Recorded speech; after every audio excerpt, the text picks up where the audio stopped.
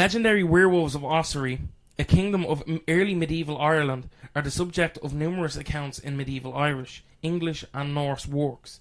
These werewolves were said to be the descendants of Leinic Félid, a legendary figure whose lineage gave rise to the kings of Ossory. Legends about these werewolves may have originated from the activities of warriors in ancient Ireland who are frequently compared to wolves. These warriors might have adopted lupine hairstyles or worn wolf skins while going wolfing. Or Wait. Freddy Fazbear. These warriors might have adopted the lupine hairstyles or worn wolf skins while going wolfing, in quotes, and carrying out raids. Wolves, though now extinct in Ireland, were once numerous. The Irish were plagued by them and leading them to breed a special type of dog. Can you guess what dog that is? A wolf? They bred a type of dog to kill wolves now. To hunt wolves. Yeah, so it's like Dexter. They use the Irish wolfhound. Dumbass, it was right there. To hunt them. As late as 1650, the town of Coleraine, like Coltrane from Gears of War, sorry, was said to have been attacked by a pack of hungry wolves. Wolves held a long-standing place in Irish culture, and throughout the medieval period, Irish literature associated warriors with wolves. These warriors were depicted as a combination of ferocity, frenzied behaviour, unpredictable and savage animal behaviour, sexual potency, and marital prowess. Martial prowess. I misspelled it. So yeah, we're talking about the Ossory werewolves. Yeah. So the Ossory werewolves are kind of. Some people think it's warriors who wore wolf skins, but other stories, I'm gonna get into it. It's more literal. It's literally they could change because of the oppression of other warrior clans and stuff like that. Yeah. They adapted the power and became wolves because of their lineage, which is kind of badass. They are werewolves. That's cool as fuck. I think werewolves don't. In common, these ones seem to be able to shift will and turn it on. Like we're going wolfing. Yeah. Like is literally the term that would be used a lot. I saw a film, The Northman, recently. They kind of did it, but that was more for, I think it's Norse, because a lot of our legend kind of does adapt to Norse stuff, which is odd, and we'll get into it. How it has. There's also Wolf Walkers. It's an animated movie that has. Yeah, I have that here. Yeah, I still have to watch that. That actually is a scene. It's a great movie. Wolves, though now extinct in Ireland, were once numerous. Bet you can't guess who caused why they're not here no more. Fucking bastards. Again, our English pals out there, your pals. Your government just wankers in the past. Y'all are chill. You've been done in by them too. In the Irish literary mind, wolves were particularly closely linked with the Fianna, warrior bands of landless young men who lived much of their lifetime in the wilderness and were believed to be in close proximity to supernatural forces. Warriors were often depicted as having canine attributes and shared a common motif of wild, dishevelled or naked appearance. They were frequently portrayed as wolves, hunting both animals and humans. It's possible that they wore wolf skins or they had lupine hairstyles as a part of a ritual transformation. These wolf warriors, Luchtan, literally translates to wolf skins, were said to go wolfing when they carried out raids. These associations may have given rise to the Irish legends of werewolves. So what predates this is the Ossory werewolves. So these people are the wolf skins. So they are said to be kind of trying to mimic the power of the Ossory werewolves. Yeah. So Ossory werewolves are very similar to that. They lived in the wild. They were warriors and they ended up shape-shifting so much that they became the animal itself. Shit. And they didn't change back. And that's kind of what they thought early replicants of wolves were in Ireland. That they were actually ancient warriors that were stuck in the form. So fitness of names, likely based on earlier traditions, recounts the legendary warrior werewolf Leinic Félid. He was the ancestor of a tribe of werewolves related to the kings of Ossory in Eastern Ireland, which encompassed most of present-day County Kilkenny and County Laois, which is where Chance is from, which is weird. He's one of them and that couldn't come back. He is like a wolf, bro. He's quite he's like big. Huge. He's grey, and he's able to punch holes into walls. Yeah, he's like a teenager with a kind of monster. But yeah, County Kilkenny and County Laois before the Norman invasion of Ireland in the 12th century, according to Cor Amman. Leinic Fealed was known for his wolfing, transforming into wolf-like shapes. His offspring followed suit, killing herds in a wolf-like manner. This earned him the name Leinic Fealed, as he was the first to embrace his wolfish transformation. So before then, again, it was kind of like only in battle we would do it, and when it came to him, he embraced it fully. He was like, I am dog. Yeah. But yeah, medieval genealogies portrayed him as the brother of Frederick MacDua, the king of Ossory. He was the ancestor of subsequent kings who ruled until their downfall with the Normans. So this is where the kind of vengeance and kind of comes in, and the oppression. So they all kind of, the reason I call it the werewolves of Ossory is because they're descendants of the kings of Ossory. Yeah. And it was the brother who he should have inherited the throne. But when the Normans came in, they kind of, ruined it and killed his family. So he was like, you know what? And that's, again, I go back to the Northmen. A lot of it is, that's the story in the Northmen. It was recent, the one with one of the Skarsgård brothers. He was in Tarzan and stuff. It's a decent film. It's a bit weird. So the late 14th century book of Ballymote may refer to this tradition in a passage that speaks of the descendants of the wolf in Ossory possessing the ability to transform and devour people. Other accounts of Irish werewolves can be found in the 11th century poem. No, this is in not in Irish. It's in, I don't know what the fuck that is, Latin. The Mirabilis Hiberni on the Marvels of Ireland by Bishop Patrick of Dublin. The Middle Irish, the Inagative Erin on the Wonders of Ireland, and the 13th century poem De Hominibus qui se veruntun in lupus, men who changed themselves into wolves. Nennius of Bangor's Historia Bronium, History of Britons, presents an Irish version of the latter poem. These accounts describe men who can transform themselves into wolves, leaving their human bodies behind. Injuries sustained in wolf form are reflected on their human bodies, and the meat from their prey appears in their mouths. While in wolf form, their human bodies were vulnerable, and their friends and family were warned not to disturb them. These stories reflected folkloric beliefs that the souls would leave the body and travel, but they could not return to the body if it was disturbed. So a lot of people thought that wolves in their stray form were actually warriors whose bodies were disturbed. So it wasn't a case of their body physically transformed into wolf. It was the wolf came from them. Like it's like a projection. That's like wolf walkers. It's a projection of the creature, which I think is cool as fuck. Yeah. So I'm sorry for the pronunciation of some of the Irish words. I'm doing our ancestors injustice here, but it was beaten out of us.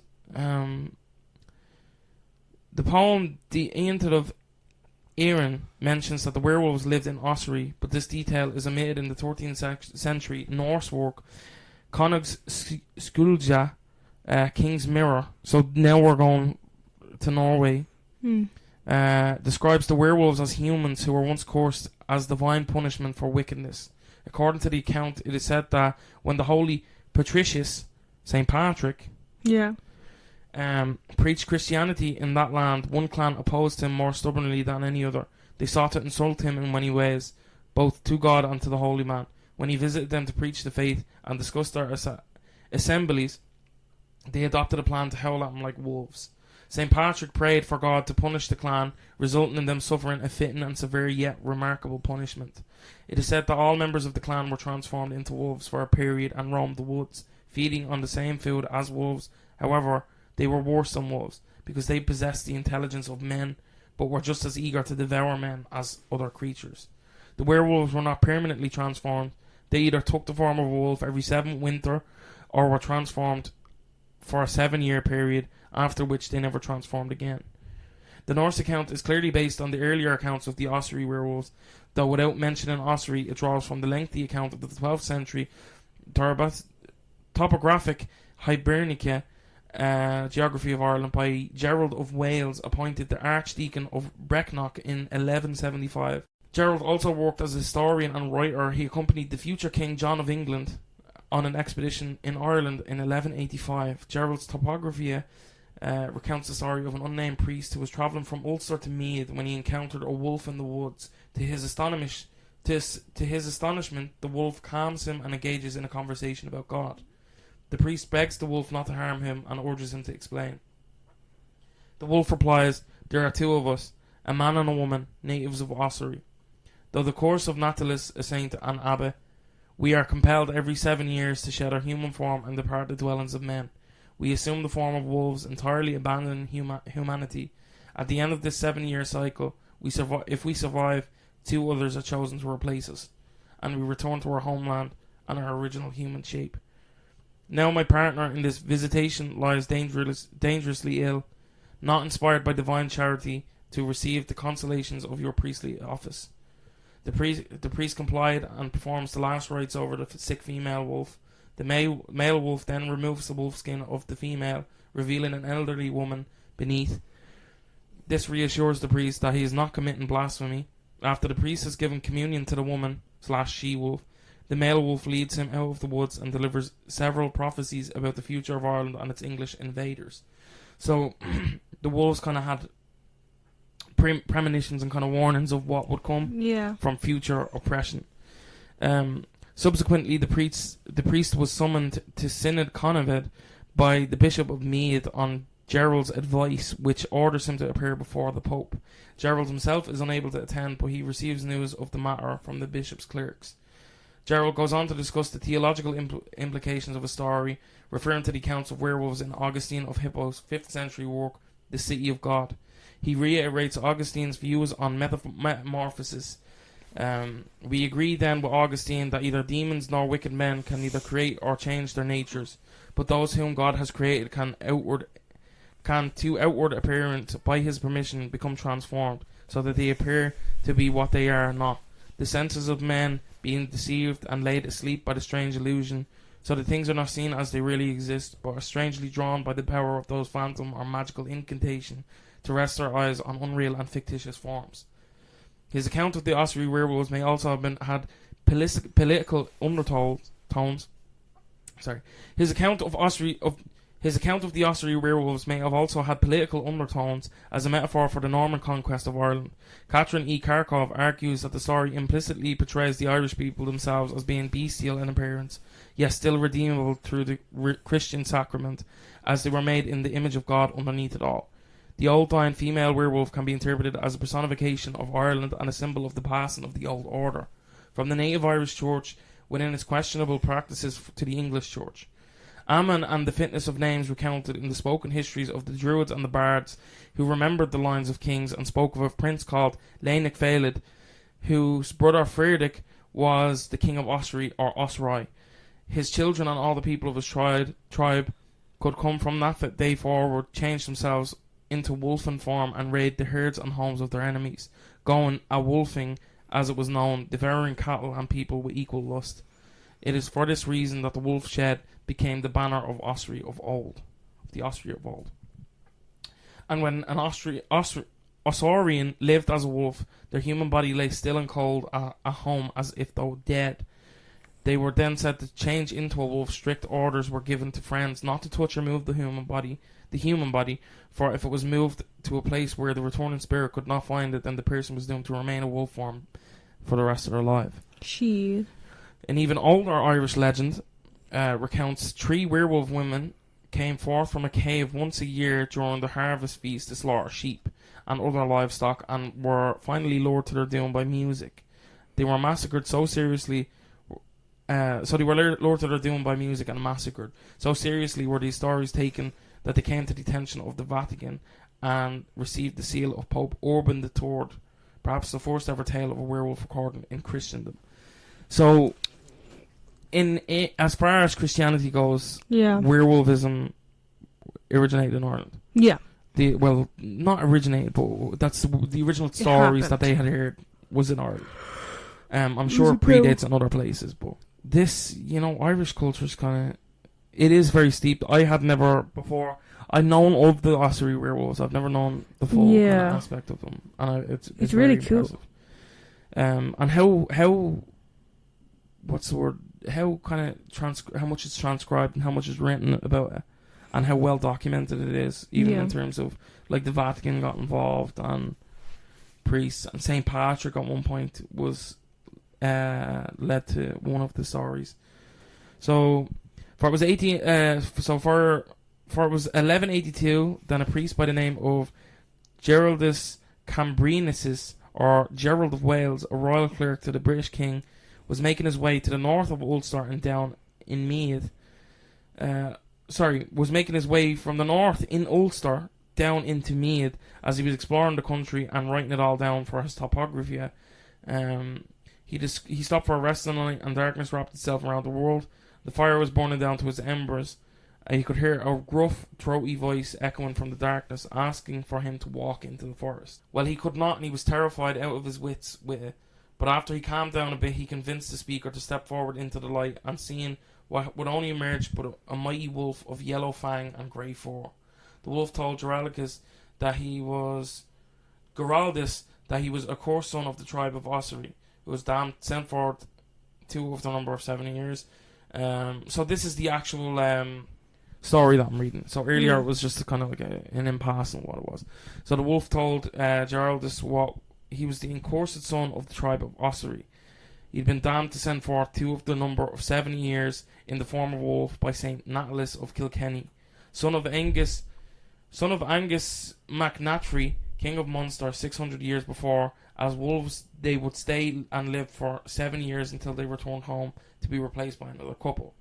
Well, when Geraldus heard this, he was greatly troubled, for having read the writings of Natalis, he knew him to be a strict and unbending man of God, who would brook no deviation from his own interpretation of God's law. And of course, being long dead, the curse would never be lifted. The wolf, who didn't give his name, told the priest that his wife had been wounded by hunters, and was in her death throes not far off. And since they were both Catholics, they'd like if he'd come and hear her last confession, and so he went. After some persuasion, to a nearby cave, he found a she-wolf, who spoke in turn and gave her confession, and received a viaticum, basically the last rites before passing away. And when she did, she turned back into an old woman, to the astonishment of Geraldus. Before he wrote this to the bishop and thence to the pope, Geraldus reflected on the words of St. Augustine, who spoke about shapeshifters. But yeah, in Irish culture, wolves have a prominent place, particularly in literature from the medieval period. Warriors were frequently associated with wolves, embodying their qualities like ferocity and unpredictability and marital prowess. I've said that earlier. It's because of how we were quite brawly. Yeah, is that the word? We were kind of bruisey with them. We would be very we fought with our hands a lot. Yeah. So people I think there was a story as well from the country about Ossory wolfmen encircling a fort that had been taken by, I think it was an English invader or a Norman invader, and they howled and barked, and the invaders heard them coming, and he shot himself and said to drop dead on the spot from fear. Valid. But they would crawl up walls and shit like that, and do crazy shit. They were just they were fiends. Yeah. Just fiends. So many of the stories come from us being barbarians. Some of them take offence to it, and they're like, "Oh, Irish, you're describing it as bestial." But I think in it, it's more. Yeah, I think also with compared to wolves, because the wolves were killed off by invaders. Yeah. The Irish kind of felt kinship with that, because that was what we were feeling at that time. Yeah. The oppression, and we were dying off from famine and invaders. We had back-to-back invaders. Yeah. Vikings made a pact. But Normans, I feel like wolves shafted. and dogs were always put up on a pedestal. Like Cuchulainn, where he became the the hound, and then that was his whole thing. Yeah, and it is it's always been a thing, metaphorically and physically. Yeah. We did wear the skins of wolves. And there's lots of wolf motif in a lot of art and at the time. Even our surname means hound. Yeah, our surname means hound, or is it little hound? Little hound. Cuchulainn is the hound, isn't it? It's something like that, yeah. It also, I think Cu also means soldier, so it's soldier. It's a double thing, double entendre for him. Yeah, so it's And in Ireland back then, we didn't really have use for surnames because we were so small. We'd just create a new name. We'd just be like, my name is. Yeah, I think that's why a lot of surnames are like for jobs. Yeah, jobs, and a lot of the higher names are son of someone important. So, my ma's surname, her name is from Magdalene or something like that, and he was the grandson of Brian Boru, and that's where man comes from. I don't know. And then the other side, that's where it's kind of like in Ireland. If you had O in front of your name, it was you were of. Mac. My dad's surname comes from the stick. The stick, yeah, stick. The Hurley fella. Where the fuck are we, Hurley? Oh. I do. I love that little catchphrase. It's quite good. Yeah, Mel's a nepotism baby on TikTok. Yup, I said. But yeah, I just think it's cool. Irish culture, werewolves, badass. I think it's the most interesting version of werewolves because it's really cool. It's like you're a corpse. So like, because if somebody came and really found it, like, it's dead. But you're like, no. You just the wolf version was like, Scooby Doo. Even all the different like ones, like where it's like, they were just so wolf-like in battle that they became wolves, or they shifted like wolves and then they were fighting, or even the one where it was a course. Like that's really kind of cool story. It was a course by St. Patrick. Yeah, for like 7 years. That's a big number. 7 years. And like then you replace. So male and female of their clan every 7 years will become a werewolf, and then you swap over. And then it's crazy. Unless you died, and then it just it'd still swap over though, wouldn't it? Yeah, but it's crazy that a lot of them people would expect it to be pagan at the time, but they were Catholics, and that's what I think shows the shock of him was because at the time we were described as bestial and stuff, and unholy and unclean. Yeah. And he comes to find these two creatures that are literally, in every sense, what he seems to be the mark of evil. Yeah. And whatever.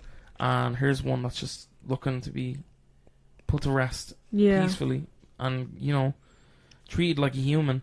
And I think that reflects on our culture as well. We just want to be treated as a culture instead of a shell of a culture. Yeah. Or so we just want to be respected we just want to be respected on a level of, like, I think even Irish language isn't looked at. No, not really. It really media gets translated into Irish. Even in Ireland, we only have one channel that translates into Irish. Yeah, and it's hard to find like media in the Irish language. Irish dubbed or Irish, yeah. Other than like I know there were stories. South Park episodes. They did do that originally for was it TG Carr? Yeah. But I don't know if that's still like available if you can find them. Yeah, but what I'm saying, like it is. Or even SpongeBob. I remember they were on TG Carr. Yeah. SpongeBob. Yeah, I like the Ossory Werewolves. I think this is one of my favourite. I do believe in it. It's really cool. In any sense of it, I believe in it. I believe because in its barest form, it's people who wore wolf skins. In its most extreme forms, it was people who were impressed who became barbarians and vicious. What's your thoughts on it? Like, I think it's really epic and I think it's really cool. It would be a cool film. I know there's already cool there's stuff already like it would be. You keep making more. There's a TV show as well that we were looking at as well. That's based on it. It's on Netflix. That's based on it. Oh yeah. The animated one. There's also Wolf Blood. That's not the same thing. That's not the same thing. I can't remember what Wolf Blood was about. Wolf I just Blood remember is the amazing theme song. It was a great show. Yeah, that was a good show on CBBC, CBBC, but it wasn't. It's not there. I think that's like in England. It's very similar though. No, they could have gotten inspiration. Yeah, I think they did. I think they did the whole Irish thing. Because even the song, like it sounds like an Irish song. Like they definitely were taking inspiration. Yeah, I think you could do a lot more with the Ossory stuff and all as well, though, with the kingship and all, and even like how well documented it is. Like we know who the king was, we know who the werewolf who started it all was. We know everything. So yeah, I think in future episodes we should go into werewolves across the globe. Yeah, I'd like to do just the bare bones, what werewolves are, what kills them, and then like werewolf in this place, werewolf in that place. The French one is interesting. The beast of I can't remember the name, but yeah. Keep that in. Shut up, Mel. But yeah, that's what we have for you this week. That was the Ossory Werewolves. If you enjoyed the episode, please do leave a rating and follow us on all social media accounts. Thanks so much for listening. We'll catch you in the next one. Bye-bye. Bye-bye, driver. Shut up, man.